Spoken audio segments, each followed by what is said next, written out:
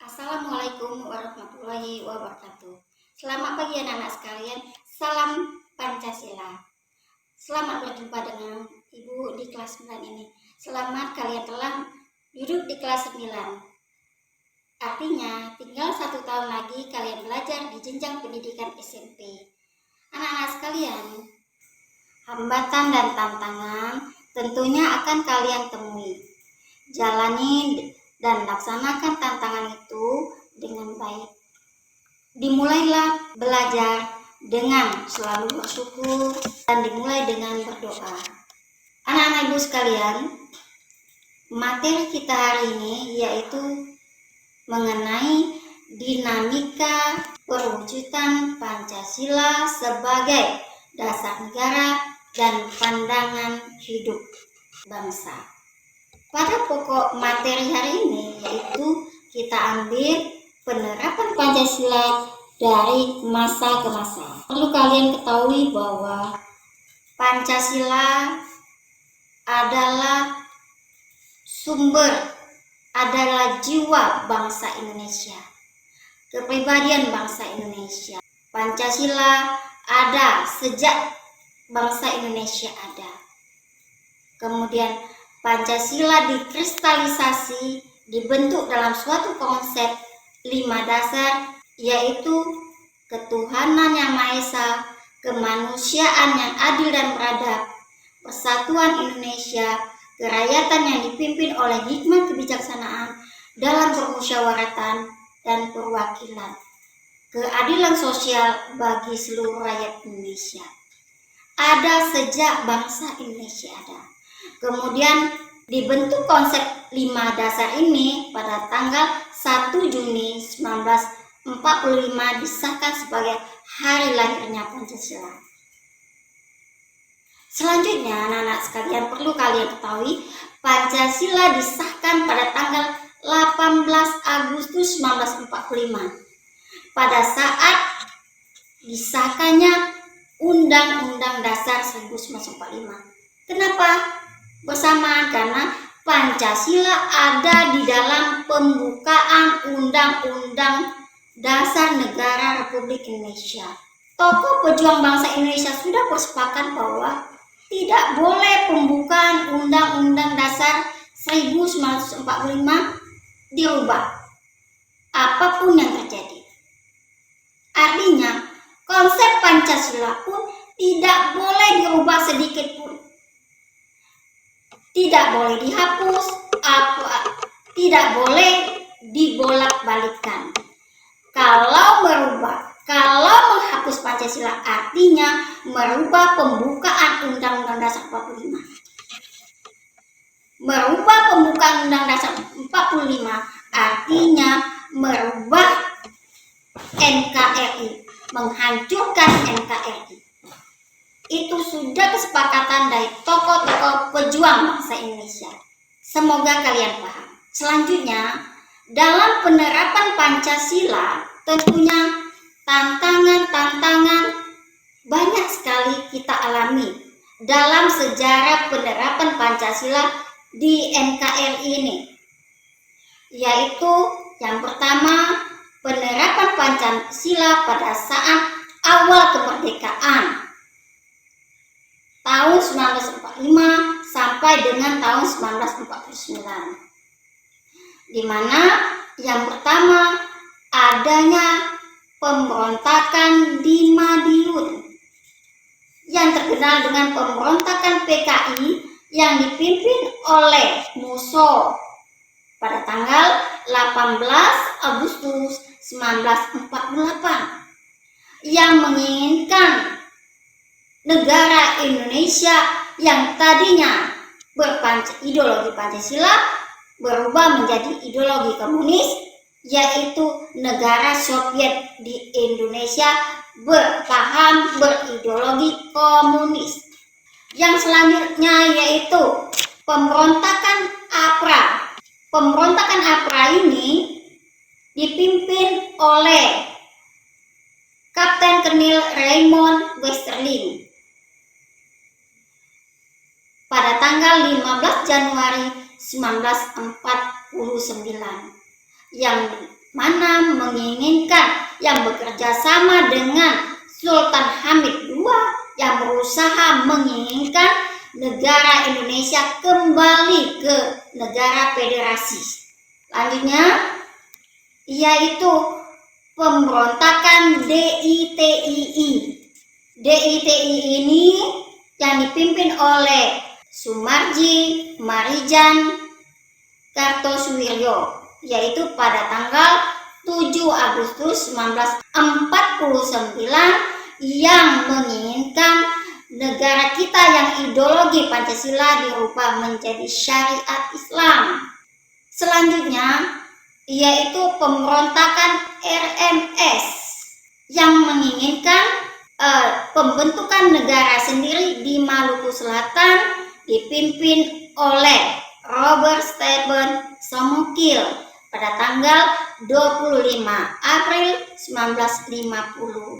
Yang selanjutnya yaitu APRA yang terakhir, yaitu pemberontakan Angkatan Perang Ratu Adil yang disingkat dengan PRRI, yaitu pada tahun 1957 sampai dengan tahun 1958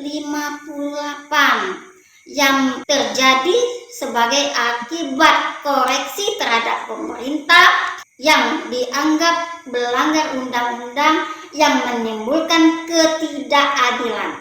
Ini yang dilakukan di Sulawesi dan Sumatera. Selanjutnya, pada masa Orde Lama. Orde Lama ini identik dengan demokrasi terpimpin, di mana demokrasi terpimpin ini tentunya melanggar Pancasila. Kita yang demokrasi Pancasila ingin dirubah menjadi demokrasi terpimpin. Apa itu demokrasi terpimpin? Yaitu sebuah sistem demokrasi yang seluruhnya keputusan dan pemikiran dalam pemerintah terpusat pada pemimpin negara. Jadi seorang pemimpin negara merupakan pusat keputusan di dalam negara tersebut. Adapun latar belakang menimbulkan demokrasi terpimpin ini ada latar belakangnya, yaitu satu, ada banyaknya terjadi pemberontakan separatis yang mengancam NKRI, yang mengancam ketidakstabilan di negeri Indonesia. Yang kedua yaitu terjadinya pergantian kabinet sehingga menimbulkan ketidakstabilan di bidang ekonomi dan pembangunan. Yang ketiga yaitu gagalnya badan konstituante dalam menjalankan fungsinya sebagaimana mestinya. Lanjut, yaitu penerapan pada masa Orde Baru. Pada masa Orde Baru di mana diawali dengan ketetapan MPRS nomor 20 nomor 9 MPR tahun 1966, yaitu pada tanggal 20 Februari 1967, di mana penyerahan kekuasaan pemerintahan kepada Jenderal Soeharto dari Insinyur Soekarno. Pada masa Orde Baru ini betul-betul rakyat menjatuhkan harapan kepada Orde Baru. Presiden Soeharto sebagai peletak Orde Baru diharapkan dapat melaksanakan Pancasila sebagaimana mestinya. Tetapi pada masa Orde Baru ini ternyata anak-anak sekalian banyak sekali masih ada terjadi penyimpangan-penyimpangan di mana terjadi praktek monopoli yang dilakukan oleh sekelompok orang sehingga terjadi jurang pemisah antara pusat dan daerah. Terjadi gejolak-gejolak di daerah yang merasa tidak diperhatikan oleh pemerintah pusat, sehingga terjadi gejolak-gejolak selanjutnya.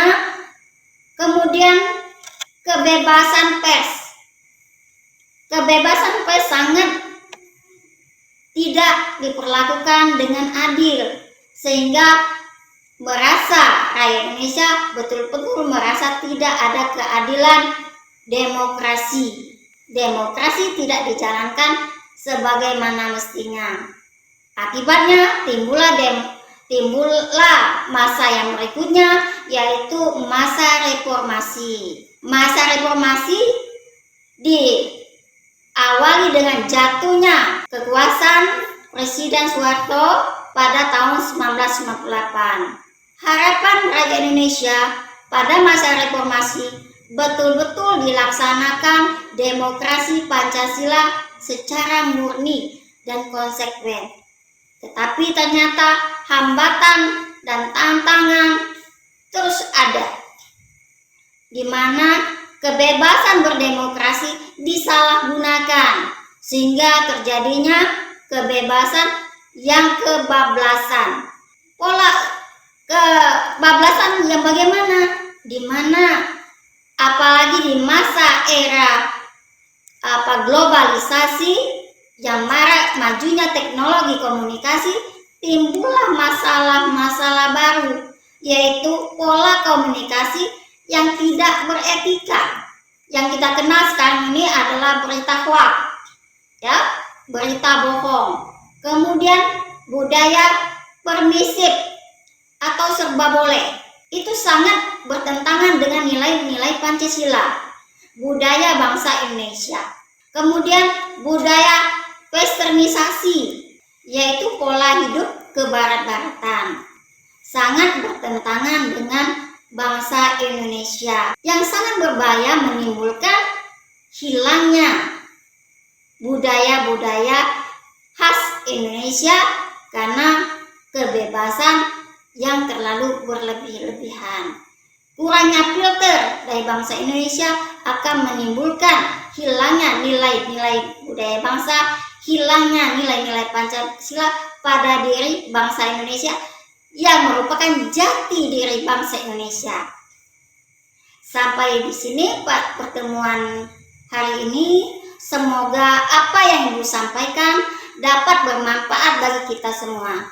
Semoga di hari ini kita dapat belajar dengan baik. Semoga selalu dalam keadaan sehat.